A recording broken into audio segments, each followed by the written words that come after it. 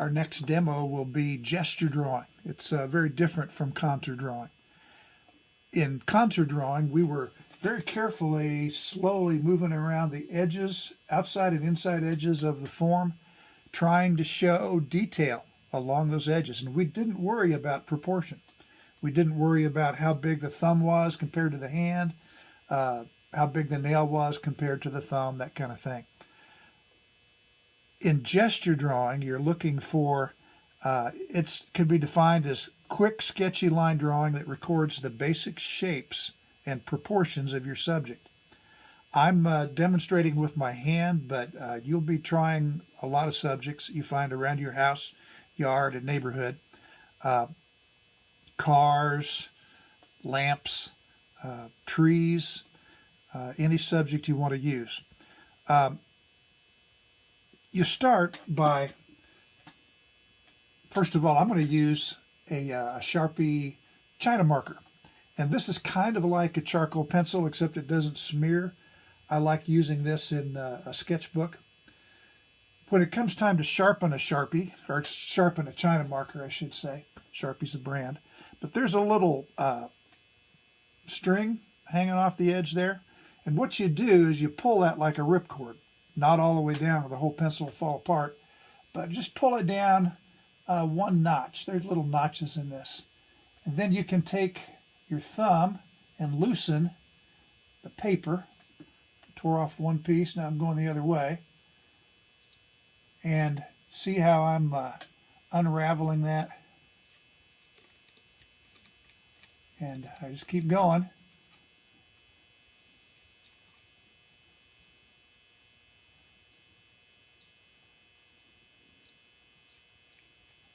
I can expose more of the lead or whatever that is on the China marker. So that's how you'd sharpen a China marker.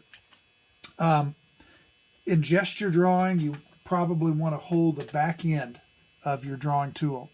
It's a loose type of drawing, and you don't want to choke it to death. You want to hold it back here, and probably move your whole arm from the shoulder as much as possible as you draw, at least from the elbow as you're working in your sketchbook.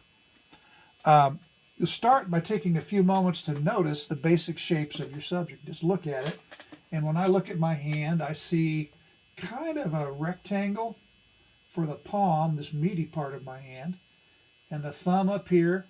And there's one shape, almost like a mitten. You'll see as I draw this, I'll consider this whole part a shape. And I'll eventually maybe do some scribbles for where the end of the fingers are. They line up with here, here, here, and here when they're foreshortened, when they curl towards you in a relaxed way. And you can hold your hand in a fist or just, however you want to, position you want to hold. And I'll start by copying or sketching the big basic shapes like that. And I'll be constantly moving my eyes back and forth from the subject to the paper, sucking up information into my mind and heart that comes out on the paper with a little bit of interpretation as it filters through the artist's mind and heart. But we're trying to be as accurate as possible. We're not doing any erasing. You're going to start with lines that are less accurate. And as you keep going, you'll be drawing over those real light gesture lines with more accurate gesture lines. Kind of like you're sculpting with clay. You'll have some sketchy lines here, and you'll be moving them back and forth to get them to the about the right place to show the proportions and shapes of your subject.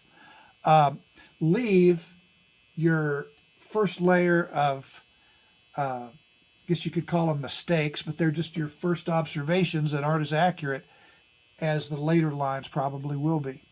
I want you to show in these exercises that you're doing it, that you're going through that process of restating, we call it.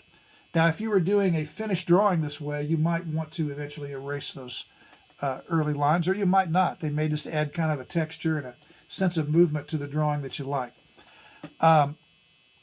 But our goal is to show basic movements and proportions. And I'm going to start by just looking at that basic shape of the hand, and probably start with just the basic. I'll draw a little darker so you can see.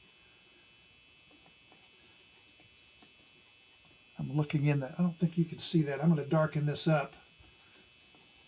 And by the way, as this progresses, I'm not doing going around the outside edge like a sketchy contour line, but it's going to be bouncing all across the form. I've got the basic shape of the palm here and the wrist and that meaty part of the thumb.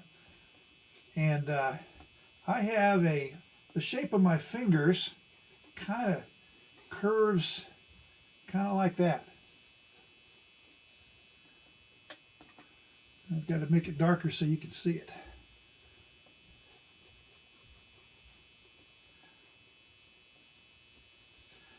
And I'm going to do the fingertips where I see them. One's right here. First I drew it here, but as I look, I see that this ring fingertip is here and the little pinky finger is here. 1, 2, 3, 4. And the tip of my thumb is there. And I'm moving throughout. The knuckles are about here. This finger is hidden by the thumb.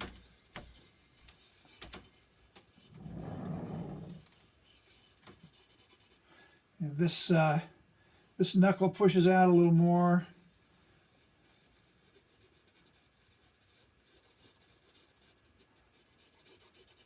You notice I'm looking back and forth. My head's moving back and forth. I'm looking and drawing, looking and drawing. I can also make some measurements, like the measurement from the outside of my thumb to the end of the meaty part is, boy, this is about twice as big as that. So yeah, I'm pretty accurate there. You can make measurements with your drawing tool, like measure from your thumb to the end of the drawing tool to, like, how thick is that thumb? And then how many thumb thicknesses wide is my hand? 1, 2, 3, a little less than 4. So I go 1, 2, 3. Yeah, maybe it should be a little bit narrower. Kind of skinny that down a little bit. I have these knuckles. First knuckle is back here, and those are hidden. Eventually, I'll start probably finding my way toward some contour lines. This middle finger comes up, and it's lower. This is the tip of this finger, and this is the knuckle, and the tip of this finger comes forward. It's very foreshortened.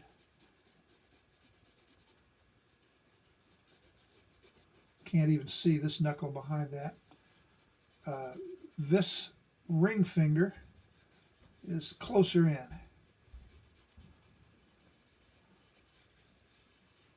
It comes to about here. And this pinky down here, I can see part of that. There's a, I'm kind of noticing, I think this hand might be a little bit longer. So I'm going to restate, I'm going to redraw where that knuckle is. Originally we were here, I moved it out. And depending on how long you're taking, you can eventually get down to almost some details, even a little shading if you want.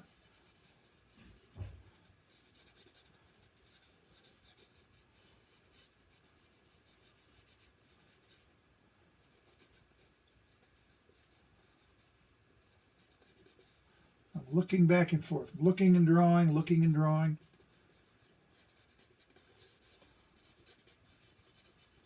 And you could stop anywhere here. You know, for an exercise, I could have stopped even before this. And you can actually keep going. If you start with really light gesture lines, there's on your handout that I'm sending you in an email, there's something called an extended gesture drawing, which you'll be doing one of those as a finished drawing eventually. Not in today's assignment, I don't believe. But I'm starting to follow outlines a little, maybe a little bit too much for a gesture drawing. But you're just, toward the end, again, you may end up with some contour contour lines get added in. And you could even add some shading if you want.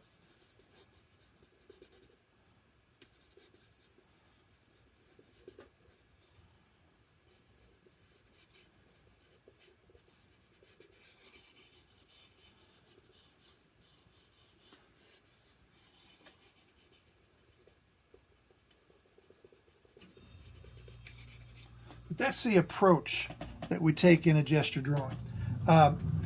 Gesture drawing will sometimes seem to catch a sense of movement or action. Like this hand, my hand that I was drawing was in a very relaxed pose. So the lines were very kind of relaxed and flowing. If you had a fist, then, you might be doing, just your gestures might be more active and strong and dark.